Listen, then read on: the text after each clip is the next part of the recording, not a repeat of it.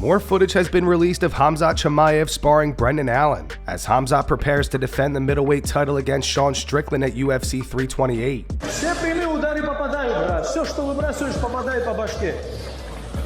Вот так. И вторую добавь тоже. Вот так. Так как соперник англичанин, Гурам теперь может на русском подсказывать. Ручки поднял, все видишь. Ты все видишь. Двигай голову. Вот так. Вот, руки. Дерни двоечку дай им. Вот так, вот так, вот так. Я понимаю, куда пролезть. Он зайдет. Откуда зайдет сразу? Как?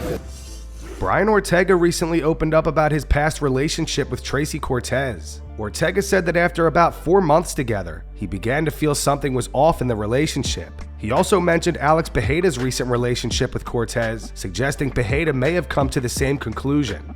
Everybody wants to know what was actually going on with you and Cortez during this time, man. That was rough. And not to sound bad, right? But like, I think she got lucky at the right time in my life. I finally left all these coaches, all these relationships that I had for forever. Like, I started a brand new slate, like things, I started listening to myself. And then I had, you know, the kids and my wife now, right? But we're boyfriend, girlfriend, trying to make it work. But when I listened to these certain teachings, we kind of just grew apart. Part of me in the beginning was like, I do miss my kids, and I do want to be home, but like, you know, like, all right, like, I'm gonna listen to you. And then I meet, you know, homegirl, and then I was like, well, I can start from scratch. I think she understands the same life that I live. Talking about Cortez. Yeah, and everyone was feeding all that, like, dude, power couple and this and that, and you're like, all right, cool, let's do it. And then shortly into that, I was like, damn, I f***ed up. But then because I already left the kids, left the family, like, it was like, damn. Even more weight. I already know if like I dump her right now, everyone's gonna laugh at me. Damn. So it was the ego again. I was like, no, don't let people laugh at me. So I'm gonna put up with all this craziness. Even though you knew. Yeah, bro. I need 4 months in. And yeah, finally I had enough. I was like, yo, man, you gotta go. Yeah, I gave myself a Christmas present and just said, you gotta leave on Christmas. Yeah, so I let go of the people that were influencing me bad. And the people who were good influences, like my mom, my family, the second they saw that I was a homegirl, they're like, yo, we don't want no part of you. They're like, we're disappointed in you.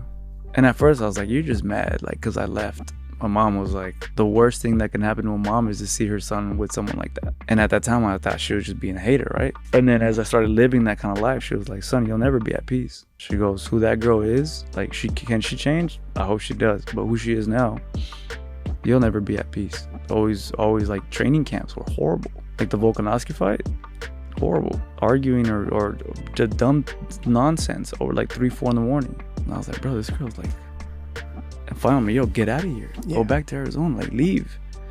And she wouldn't leave. And I'm like, oh damn, this is crazy. Yeah, it wasn't for me. And I think now, like, guys like even Alex Pereira, like all these people, they're starting to realize that, like, okay, I put her on a pedestal. The world's like, oh my God. And then now that they're realizing who she is, they're like, oh, never mind.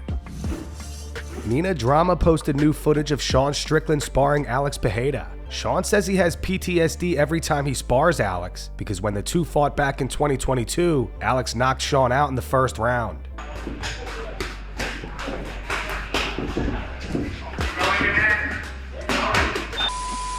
Alex is a little angry today. He's looking a little aggressive.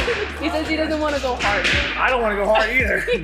Every time I spar Alex, I can't help but have just a tad bit of PTSD. I want you to say this in the most insulting way, but also not a way where I'm going to get hit. Tell him, off.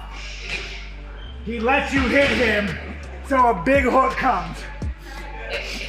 Ask me how I know. So Alex always says, let's spar light, but he looks like this the entire time. Oh yeah, no, he's like, it's light. We're just gonna spar light.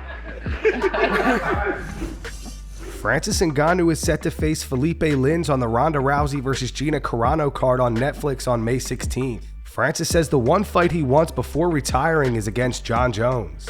Is it a fight that you actually want, or is it a fight Jon you Jones. would just do? Jon Jones is the fight you want. Yeah. Yeah. Jon Jones is the fight that I really want to have before my retirement. You understand why the Jon Jones fight doesn't happen? I mean, I understand, but that doesn't take away that is a fight that I would have liked to. If there is something, if I have to pick, like to say, okay, let's do this one and go home, then he'll be Jon Jones. Would you ever be in a situation where you were like, I'm done? What if I ask the UFC if they would put that fight together, knowing that like I got nothing to lose, and even if I signed a contract with them, that it would be over anyway? Listen, I have no problem with contract. It's not like I have problem with contract. I have problem with the way that the contract is being used. I still sign contract. I'm a businessman. You understand?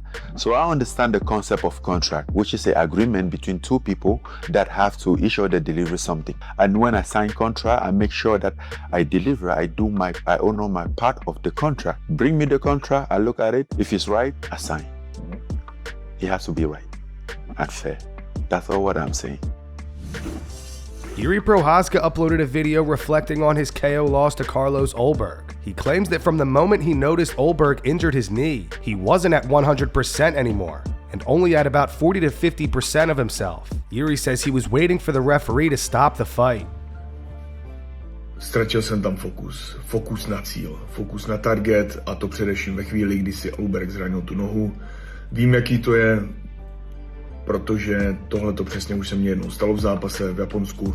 Dobojoval jsem ten zápas, ale vím, co to je, jaká je to bolest, jaká je to nesnáze, proto všechna čest za to, že dokázal udržet klidnou mysl, za to, že mě tam chytil tím hákem, ale můžu říct za sebe, že vím, že od té chvíle, kdy se mu to stalo, už jsem nejel na 100%. Byl jsem na nějakých 40-50% svého výkonu a spíš už jsem tak jako vyspároval a čekal jsem, že každou chvíli ten zápas rozhodčí ukončí. A to byla asi byla to velká chyba. Byla to velká chyba, možná jedna z největších, nechci si to vyčítat. Non-stop dokola, protože to nejdůležitější je se vždycky poučit a jít dál silnější. Takže tak. A reagování na nějaký tady tyhle ty všechny chytráky, Costa, Ankalaev a všichni ostatní experti, tak vlci, takhle. Ještě k tomu ani nevím, jestli za Ankalaeva tam stále napíše jeho manažer, nebo jestli on. O dalším zápase, vyjednávání o dalším zápase celkově se budu bavit za nějaký měsíc, protože teď je čas na to se věnovat čistě a jenom hlavně rodině. Ať už je ve mně milion emocí skrz zápas a všechny ty věci se ve mně dost perou, tak... Carlos Ulberg is currently rehabbing his knee following surgery after tearing his ACL during his fight with Jiri Prochazka.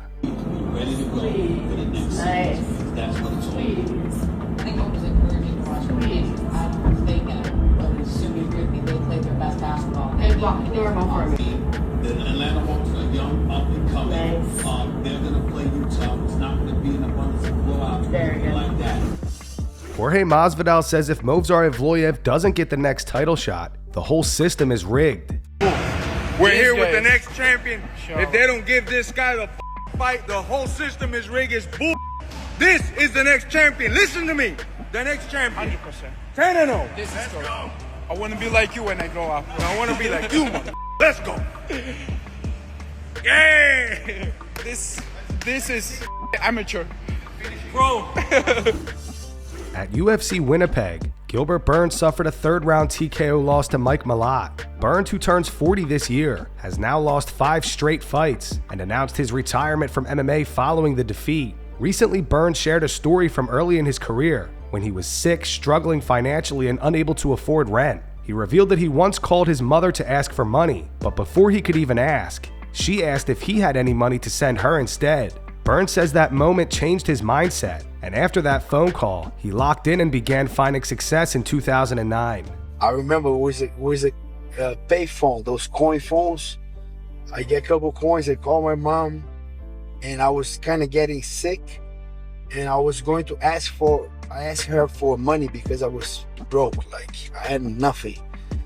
I remember my rent, if I do the the exchange right now, my rent will be like $7, $8 a month, and then I didn't have to. I have guys paying me, helping out with paying my rent. And that week that I remember I was having bronchitis, I was gonna call my mom just to see if she had money for medicine to help me out. When I call her, long time I don't talk to her, I'm not gonna ask for money right away. You know, I'm gonna, hey mom, how you doing? How is everything? How you feeling? And then whenever we start talking, she was telling me, I call her to ask for money. Whenever she got the phone and we start talking, she asked if I have any money to send it to her. And I was just like, yeah, I don't right now, but I'm gonna send it to you pretty soon, you know. And then I just like, at that time I was broke and I was kind of having a thought on quit. Not quit, but it was very hard. And I remember me talking to myself and saying, I'm gonna make it happen, you know. I gotta make it happen. I have to make it happen, and I want to make it happen. And then I remember I started just going crazy, training and doing everything. Like couple of days, I was feeling better, I wasn't sick, and then I was just back on the hustle. And Frankie Edgar names Zabit Magomedsharipov as the most talented fighter he's ever trained with. Who's the biggest, most talented guys that you train with? You would say that this guy was a freak. Zabit Magomedov, or I'm saying that wrong, but Zabit, you know Zabit, the dude from the 45er, yeah. He was probably 6'2", 145 pounds, bro. He's just, you know, he was just phenomenal. He can wrestle, he can strike, he do it all. Wrestle, strike, you pick him up, you feel like pick him up, I bring him down, he lands on his feet. I'm like, what the man, this guy's, he's all legs, you know? Super good, man. That was someone that I think we missed out on, you know what I mean? I don't know what the deal was with if he had injuries or whatnot, but he was legit. Ilia Topuria had some harsh words for Nate Diaz this week. While discussing Diaz's loss to Conor McGregor back in 2016, Topuria said Diaz sucks and referred to him as a punching bag. He makes it look easy. Sometimes he lost to Nate Diaz. Bro, when you lose to Nate Diaz, it's very difficult to make predictions about someone like him. You don't rate Nate very high? Bro, he sucks. He's a punching bag. This is 2016 Nate Diaz, 10 years ago. He was in his prime. It doesn't matter, bro. He sucks. He's a punching bag. Ilia, we've missed you. Come on, man. I miss you too. Renato Moicano is not happy with the UFC over their use of AI-generated promos for the upcoming White House card. It's ruining the UFC promos too. You see that AI stuff? Yes, I saw. I didn't like it at all, you know? No. And UFC is not going to be very happy with me to say that. No. But no one I didn't like, you know, I didn't like. I think that's disrespectful towards the fans, you know, because I am a fan myself. And man, if you can put now Alex Pereira or Topuria in an airplane and put them in Washington in the front of the White House, I don't think that's good. I think that's sloppy. Yes, you know, I agree. I don't like to use AI on my stuff. I don't like it at all. I'm not saying AI doesn't help. Some stuff I use AI, but not for content. You know, not for content, because I think people can see that's sloppy. That's just sloppy AI, and that's brain rotting everybody, right? The AI. I agree. Arman Tsarukyan posted footage of him challenging Merab to a wrestling match at RAF. Arman tells Merab he'd beat him 10-7. I'll be fresh. You're strong, my friend. You're strong. You better freestyle wrestling. 10, me 10, you 7. No. Score. I'll give you 7. Bro, I beat you. I beat you in Let's wrestling. Let's happen. Let's make it happen. Shot. It's up to I'm not trying to make. He doesn't want two matches a night. You can't go 2 matches a night. Me? I go first with him. Yeah. I go first with big you, weight. and then. What's your weight? 155. 150. Me too. I fight 155. I fight 155. And that's going to wrap it up for the news. Thanks for watching. For daily MMA news and content, subscribe to Full Mount MMA and click the bell icon to be notified when we post videos. Here are the 3 top comments from last video. The first one's from Hail to the Collectors. It's in reference to Jiri Prochazka posting a video of him and his daughter saying that he was babysitting. It says it's called parenting, not babysitting. The second one's from the Brown Coyote. It says Blades did well in that Hokit fight, but he didn't win that shit. And the final one's from Mark. It says people forget, man. Arman beat Guru on short notice. Those were the 3 top comments from last video. If you want to be featured in the next one, all you have to do is comment down below. And if you missed yesterday's news, click the video on screen right now to get caught up.